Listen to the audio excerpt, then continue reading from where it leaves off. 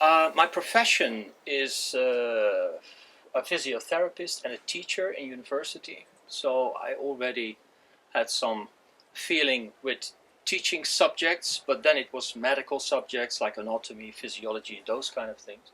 So I came from the medical, paramedical field.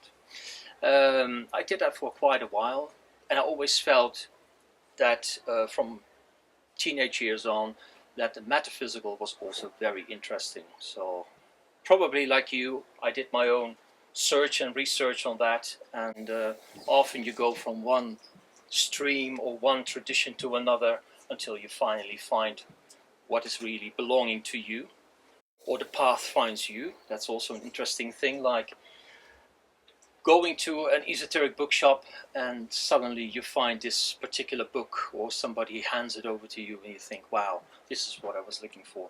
So eventually, through different streams, I came to the Kabbalah tradition. Basically, my background is esoterically also from the occult and the Golden Dawn in Holland, which contains in its curriculum also Kabbalah.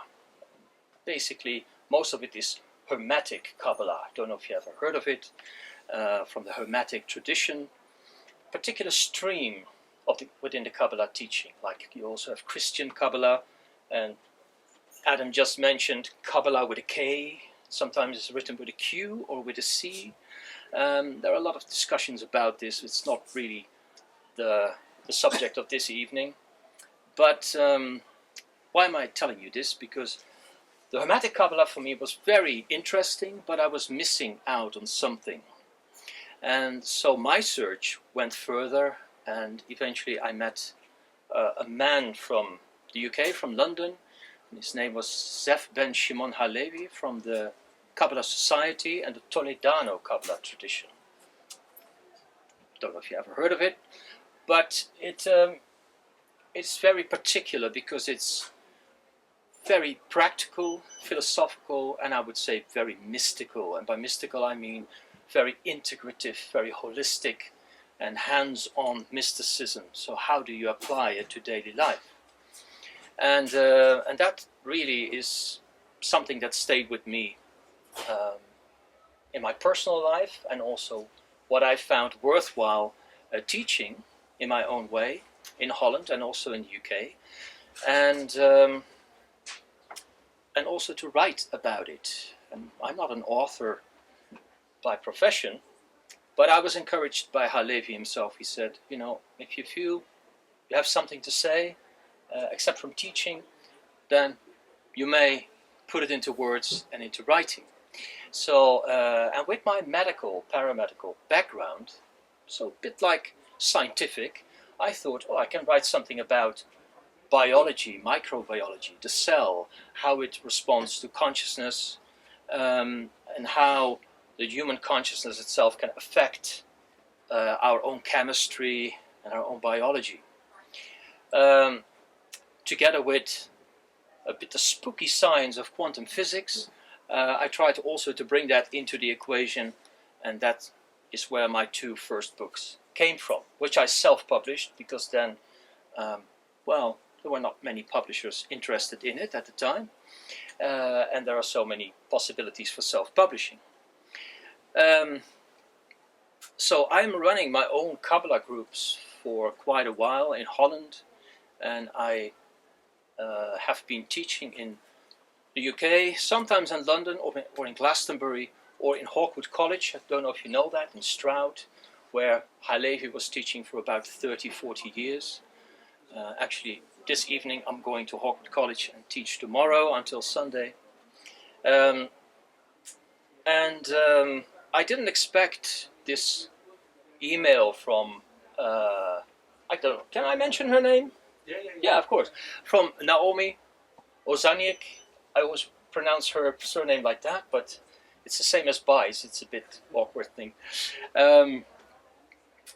Who was in conversation with Adam about someone to write an introduction on Kabbalah, or historical story about the Kabbalah tradition. And fortunately, like Adam said, eventually it had to be much more or different than just an historical book on Kabbalah. And I'm not much of a scholar. That's not my way.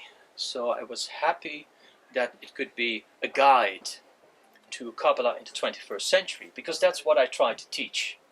How do you not only understand the metaphysics, the teachings of the Kabbalah tradition and the tree of life? So that's this diagram. You ever seen this? Probably you did. Well, anyway, this is the tree of life. Sometimes you find this diagram slightly different, but most of the time you will recognize it as it is. So this is the key diagram for the Kabbalists.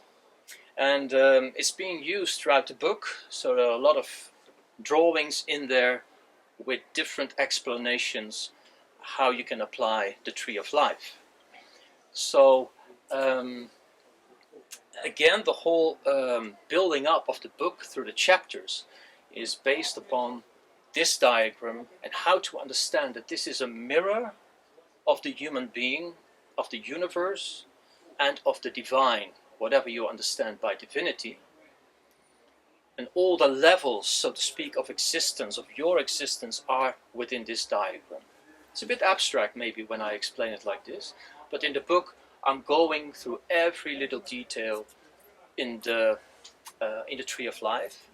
And apart from explaining it in words, every chapter has meditations and exercises to go with it, so you can slowly move forward and apply the metaphysics and the theory of Kabbalah into your own life, and not just sitting on a chair or on a little cushion on the floor. But I have tried, and I've done that for years now, to really make it applicable in daily life, not just sitting in meditation, for example, but how do you practice Kabbalah, interacting with people, being with family, with friends, at work, so that it really becomes integrative within your own. Possible through the metaphysics of Kabbalah, because it invites us, more or less, to practice it and to apply it in daily circumstances. I'll give you an example of this. In many traditions, also like in Kundalini Yoga and in Advaita, they always talk about the practice of the breath, using breath work, the same within Kabbalah. But if you go through all the sources of Kabbalah, Toledano Kabbalah, or any other stream, not much is being written about it. And this is a shame, because the breath is the evidence of life, they say. Like prana, you have heard of prana? Well, in Kabbalah, they call this the ruach. It's the breath. And your physical breath is the equivalent or the manifestation of the spiritual wind or breath that is going through everything. So, and because it's always with us, you can't do without breath, you can apply breathing exercises in every moment of your life, wherever you are. So that's one of the things that I've done in this book. So it builds up gradually through these circles called Sephirot on the tree. So these are called emanations, manifestations of divine thought through the universe and also within you. And these lines in between, they are the possible experiences that you have between those circles. So they are pathways of experience. They also say the circles are objective ideas and the paths in between are your subjective experience. Anyway, do you have any questions so far? Sometimes it's so clear that you don't have any questions, or it's so vague that you can't think of any questions. Oh, sorry, gentlemen. The original, I read somewhere the original Kabbalah had 12 sephiroths. Why has the modern Kabbalah reduced it to 10? I don't know much about 12 Sephiroth. Yeah. Yeah, it's in a book called Voyages by Ashley Dean. Galactic History. Right, yeah. Most of the sources that I know, like Lurianic Kabbalah, which is quite a complex system actually, with many, many more Sephiroth or circles. But some of the references that I know of is that they were referring to the 12 constellations on that we know as the zodiac signs.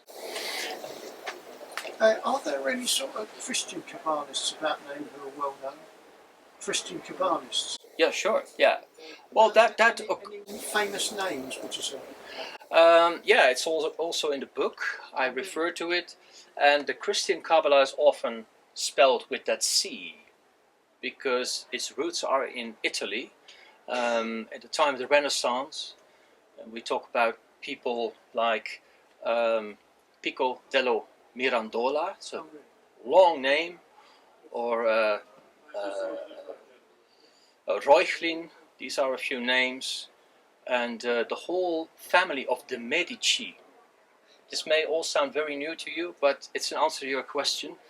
So these were scholars, and it was like a university in Italy who did a lot about translating texts, not only Kabbalistic texts. And they were Christians by nature, so they combined the metaphysics and this diagram with the Christian ideas. Yeah. Yeah. How do these Christian Kabbalists combine Christian metaphysics with the Kabbalistic worldview? Yeah. Well, I think the beauty of this diagram and this system, if I can call it a system, is that it's, like I said before, it's universal. So whatever religion you would put on this diagram, the principles remain the same. So for example, you have one primal deity. So that's like the creator God. That would be the Father, or in old biblical terms, that would be Jehovah. And out of it comes a pair of spiritual parents of the cosmos, the Great Father and the Great Mother. And that's the Trinity, for example. And Trinities is not just something out of Christianity, that's way older. So you can see a Trinity in the Egyptian pantheons. And so the principles on the tree are universal and quite solid, I would say. So, and there's always an archetype, if you like, if you understand what I mean with archetype, yeah, which is something between the highest divinity and the manifestation here. That would be like the Christ, for example. But in another tradition, it would be another savior, like Tammuz or Dionysus or the Buddha. You can place that on there. So the position on the tree is universal and very holistic. Always comes down to the same principle. This, because I'm just reacting to questions, but okay. So all these kind of examples I place on the Tree of Life in the book, and in order that you can relate to it in your own personal way. And in the book, actually, it starts from below, so to speak, and building up through the Tree of Life, which is called the Way of Return. So we're all starting at a certain point in our lives, which is in physicality. We have to do the spiritual work here and now. And we are slowly discovering ourselves through this diagram. And of course, this is an abstraction. So the work of the Kabbalist eventually is to see, feel, and experience these principles through daily life. And that first principle is something that I put quite emphasis on, because this is the physical body, and we should not leave it out of the equation of spiritual work. Like they say in Kabbalah, but also in a lot of mystical traditions, this is the vehicle of the Holy Spirit or the temple of the Holy Spirit. And that is also something that I emphasize quite much in this book. And it's really always a challenge to put sometimes difficult or challenging metaphysics into understandable language and in a way that you can really adopt it within your own life. And I hope I succeeded, but yeah, you'll have to be the judge of that if you read this book. What I did, well, Adam actually, I think, suggested it, is that also a part of what I've written in my former books, I have also implemented in this book. So an extra chapter about science and what are the implications of science in the life of the Kabbalist and the human being in general. So how can you look at quantum physics or neuroplasticity, for example? How does the neurosystem work and how you can develop it? How does it move? Is it a static system? No. So how can you enhance it or stimulate it through also metaphysical practices? So when I picked up your book, one of the things that struck me was its title, A Course in 21st Century Kabbalah. Yes. So we obviously know Kabbalah is an ancient science. For you, how is Kabbalah relevant today, and why perhaps is it a great tool for those who are seeking, wisdom in their spiritual journeys? Yeah, maybe I'm going to repeat myself, but it's a very good question to begin with. I think the teachings and this diagram is timeless because it's universal and holistic. You don't have to per se change the teachings itself, you just have to translate it to the world and the human being of today. So what you need is also a proper explanation of the metaphysics to the mind, the mindset and the behavior of the human being of today, and go with the times. Also, for example, talk about the psyche of us in these days, because, well, we are thinking differently than 1,000 years ago, for example. And we are behaving differently. Our social structure is different. So how do you implement that in the world of today? That's what I try to do here, and it's possible because of the solidity, I would say, of this system, which is quite complete from A to Z, I would say. Yeah. Hope that's an answer to your question. Yeah.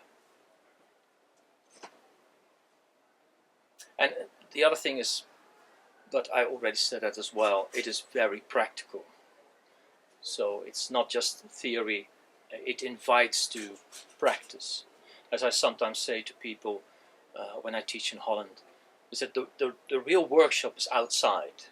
So here we are talking about the metaphysics, but then you need to practice. And after 2 weeks, the students return to the class, and then I ask them, so what happened, the last 2 weeks? And then they can share how they did certain practices.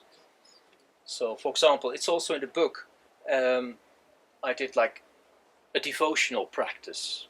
So in Kabbalah, say, and it's also a complete chapter devoted to it, there are 3 paths or ways in Kabbalah. It's the way of contemplation, thinking, reading, studying. The way of action, so you act upon the teaching, you do something. And the way of devotion. So those are the 3 ways. Well, that's something like a modus operandi, how to apply it. And there's a 4th way as well, and that is the way through the middle. That's the way of the mystic, of direct experience and direct consciousness.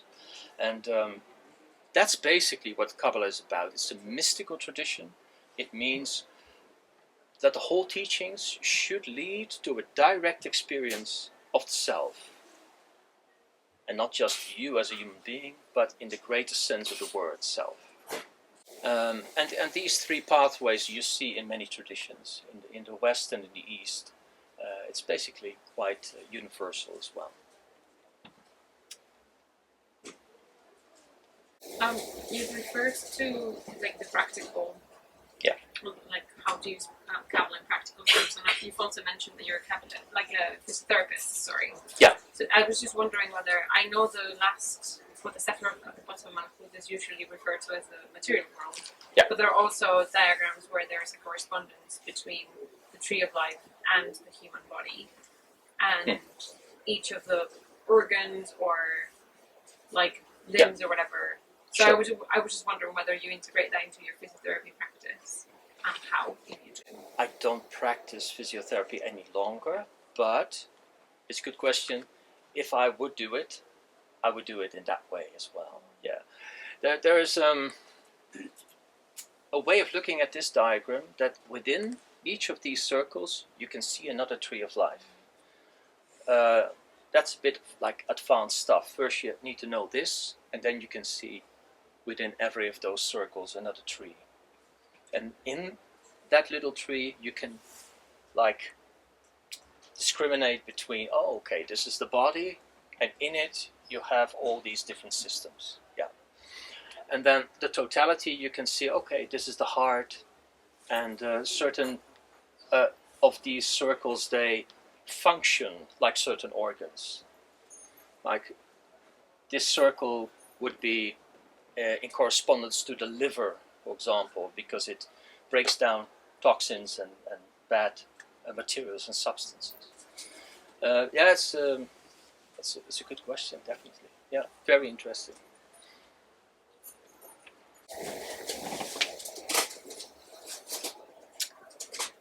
Can I ask a follow-on question? Yeah, sure. Yeah. Could you then use that as a diagnostic tool for medicine itself? Or... Yeah, you can.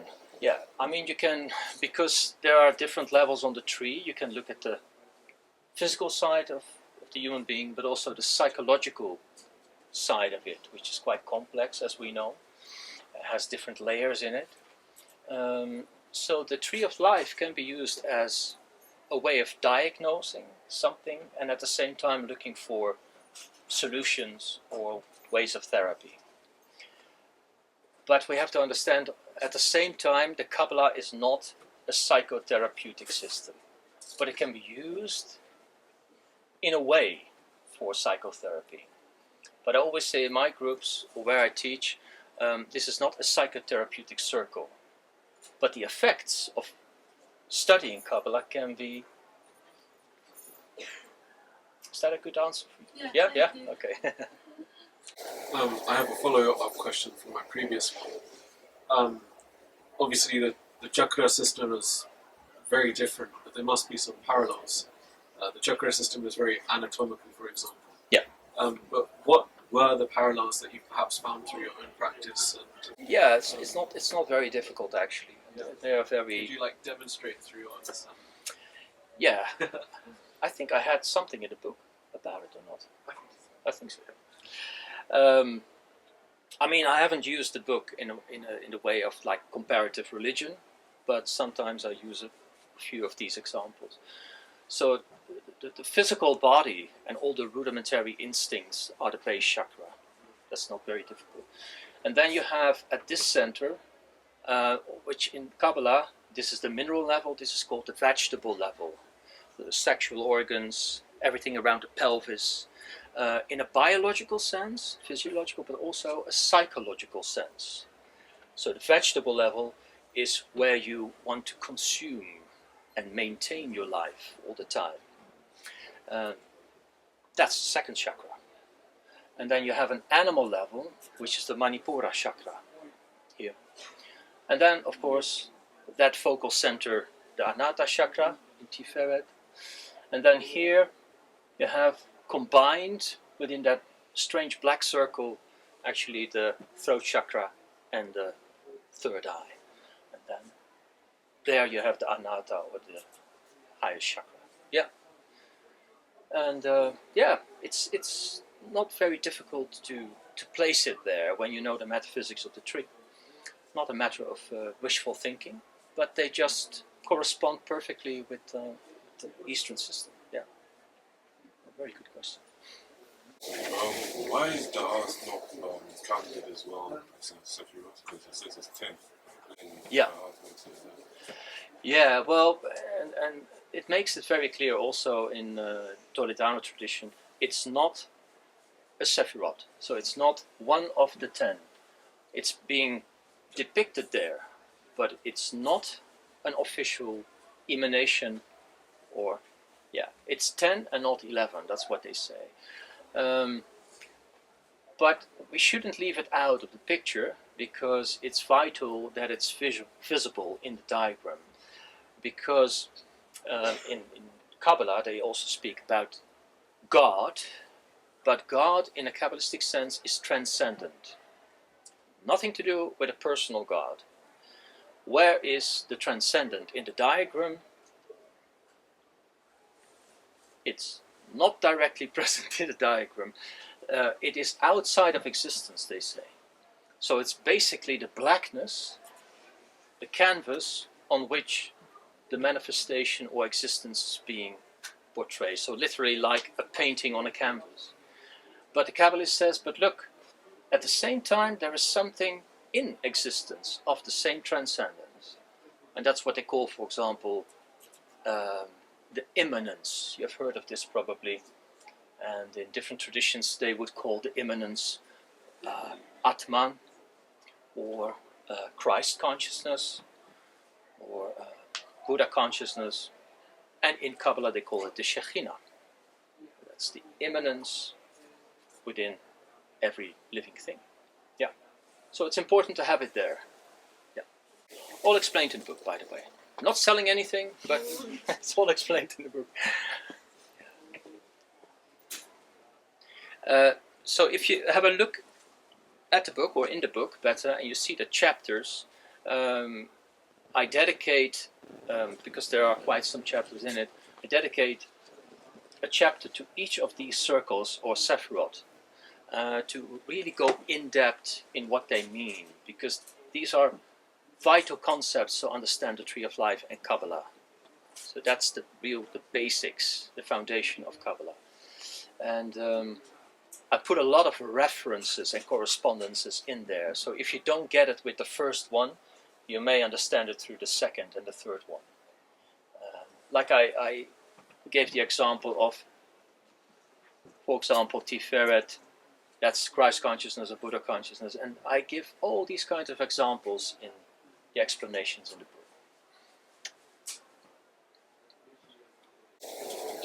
Can I ask a question? Yeah, sure.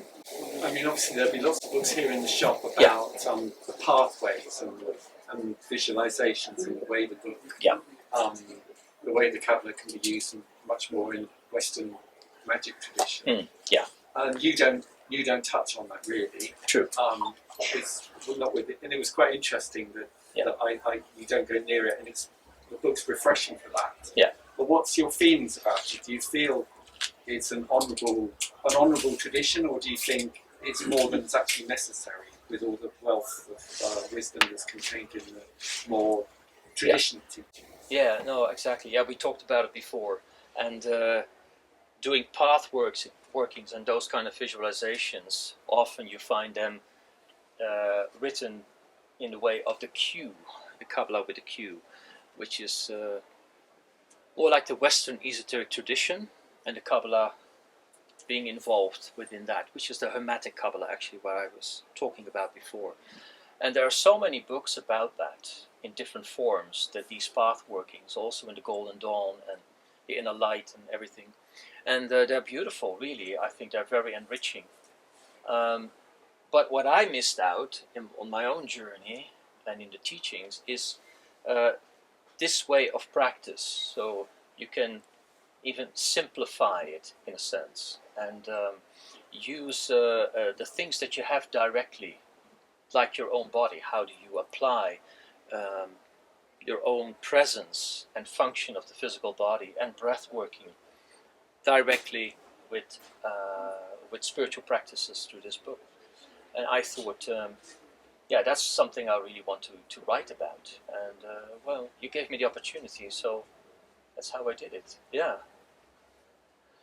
So you don't have to sit, like I said, on a chair and go through these path workings, which is fine in itself, but you can directly apply it in your daily functioning. Yeah. Well, thank you very much, Mike. Yes.